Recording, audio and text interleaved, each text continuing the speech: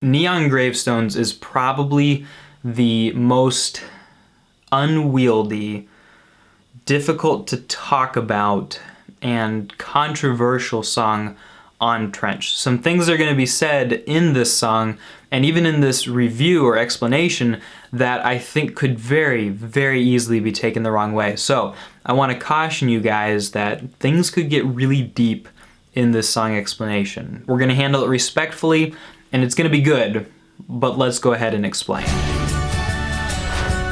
Hey everybody, I'm Clifford Stemmy, the pop song professor. Welcome to my channel where we make English class awesome by explaining and sometimes roasting song lyrics on weekdays. And today we are talking about Neon Gravestones from Trench by 21 Pilots. Guys, if you haven't downloaded Trench yet, you should definitely go do that. And if you want to join a deep, deep conversation about this album, other albums, songwriting, all sorts of good stuff, check out the link in the description to my Patreon down below. Okay, so like I said in the intro, Neon Gravestones, super contentious. There's a lot of potential for hurt feelings or misunderstandings here. And that being said, I think that Tyler has probably said it in this song exactly the way that he meant it best to be said. And so it's difficult for me in my position here as a song explainer extraordinaire to try to come in and try to explain it in a simpler way, because it could be very easy for me to miss something or missay something. And so I'm going to try to handle this with a lot of respect. But if you get, offended and it's something that I say and you're like, oh man, Tyler's a terrible person because the pop song professor said he said this. If you feel offended at all, you need to go and read the lyrics for yourself. And if you want to get offended by what Tyler said, great, but don't let what I say, if I poorly explain it or don't fully explain the gravity or the intensity of what he's saying, don't let me misshape your appreciation of this song. And by appreciation, I don't necessarily mean that you appreciate it. You're like, wow, this is a great song. I just mean how you intake it, how you understand it, all right? So that being said, let's consider the context of what 21 Pilots is briefly. 21 Pilots has talked a lot about suicide, depression, suicidal ideation, suicidal thoughts in their songs before. Guns for Hands is the one that sticks out the most, where he basically says, I know what you feel when you think about suicide at night and you tell your parents it'll never happen again. And he says, instead of thinking about those, just think about the music, get lost in the concert with me for a moment. He provides an alternative.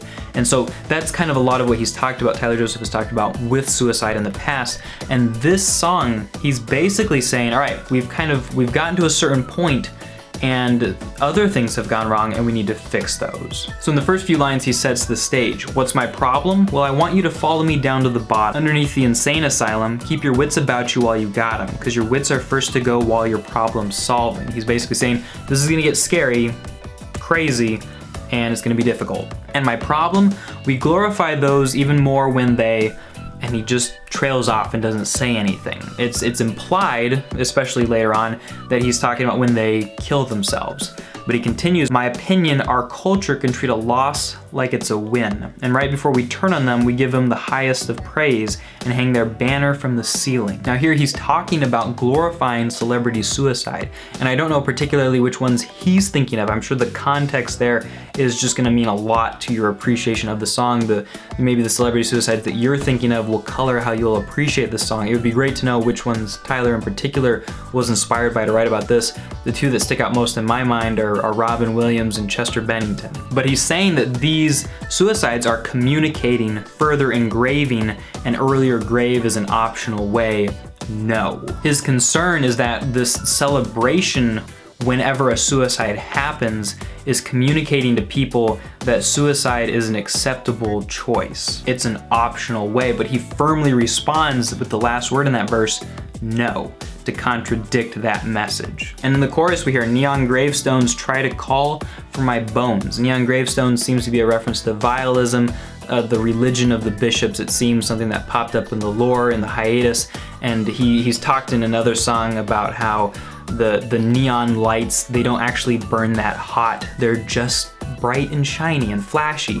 And the neon light seems to be a reference to like fame, trying to call for his bones, wanting him to commit suicide as well, because he knows he would get more famous as a result. He says in verse 2, what's my problem? Don't get it twisted. It's with the people we praise who may have assisted. So is his problem with people who have glorified those who have committed suicide, or is his problem with those who have committed suicide? It's unclear to me which he's probably referring to, but in either case, whichever one he's referring to, he's saying that they've made that suicide look like an option. But those neon lights, he talks about it here. He says, I could use the streams, like on Spotify and extra conversations. I could give up and boost up my reputation. I could go out with a bang. They would know my name. They would host and post a celebration. He's talking about how when celebrities commit suicide, people celebrate those celebrities even more. But then he comes down hard. He says, my opinion will not be lenient. My opinion, it's real convenient. Our words are loud, but now I'm talking action. He says, we don't get enough love, as if to say, oh, you're saying that people don't get enough love? Well, they get a fraction. And the implication here could be that we shouldn't be waiting until after people are gone to truly love them. Like, their death shouldn't be what sparks our love. Their life and our time with them should be. And he says that people, they say, how could he go if he's got everything? Which is something that people might ask a lot, like, why does this super famous rich person commit suicide? They've got everything they ever wanted. And Tyler responds, I'll mourn for a kid, but won't cry for a king. The king could be a reference to a celebrity, but Tyler doesn't offer further explanation than that in this verse. And in the first bridge, he gives a very interesting request. He says, promise me this, if I lose to myself, commit suicide, you won't mourn a day and you'll move on to someone else. He's obviously talking to his fan base or people who would celebrate him, and he's saying he doesn't want them to dwell on somebody who's dead. He wants them to move on to somebody who is alive. And then after we hear the chorus again, neon gravestones try to call for my bones, we hear in the bridge, but they won't get them. No, they won't get them. And that's him saying, no, I'm not going to commit suicide for such a reason, and I'm not going to commit suicide for any reason. I am going to be successful in staying alive. And then we get to verse 3, probably the most intense verse or stanza in this song. He starts out, don't get me wrong, the rise in awareness is beating a stigma that no longer scares us. And he could be talking about stigmas around telling people that you have depression. It's probably gotten easier for people to say, hey, I do have depression. I am struggling with suicidal thoughts. And so he's saying this stigma no longer scares us, but for sake of discussion and spirit of fairness, could we give this some room for a new point of view? So he wants to bring up another perspective on this conversation. And he challenges people who are listening.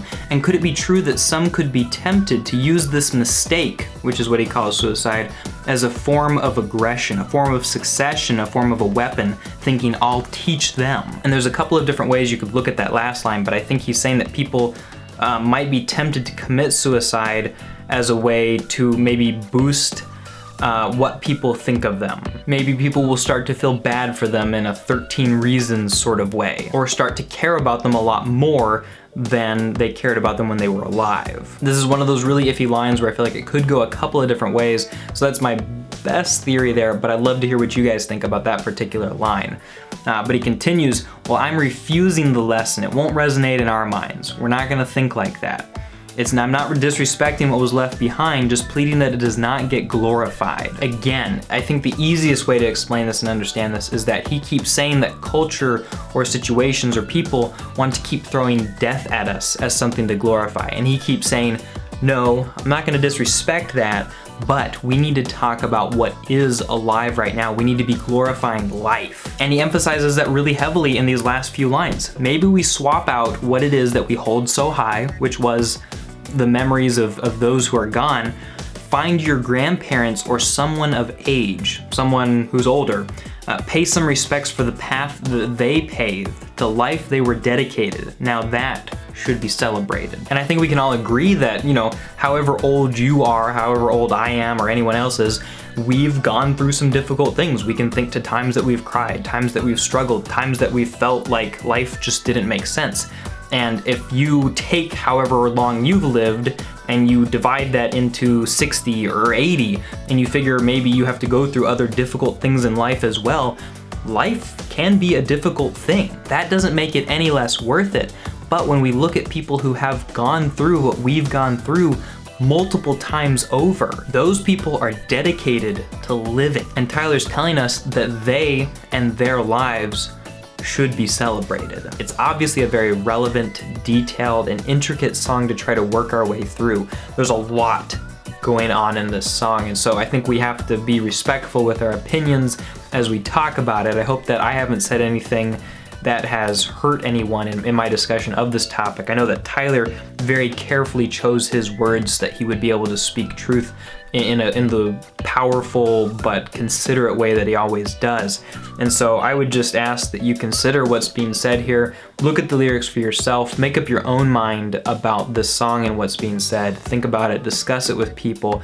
The thoughts and ideas in the song are thoughts and ideas that are worth considering. Even if you find that you disagree in some way, you still need to consider what's being said here. Thanks for watching, everybody. I hope that you enjoyed this explanation of Neon Gravestones. Very powerful, very incredible song. If you want to continue the conversation about it, don't forget to check out my Patreon in the description down below. Super cool community, and you can expect a lot more 21 Pilot song explanations coming out on this channel soon. Check out these videos while you wait. Thanks for watching, and I'll talk to you next time.